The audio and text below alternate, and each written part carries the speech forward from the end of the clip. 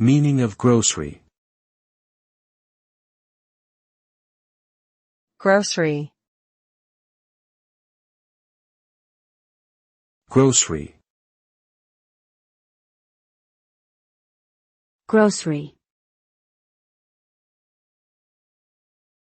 Grocery. The word grocery refers to a type of retail store or an establishment that sells food and household supplies.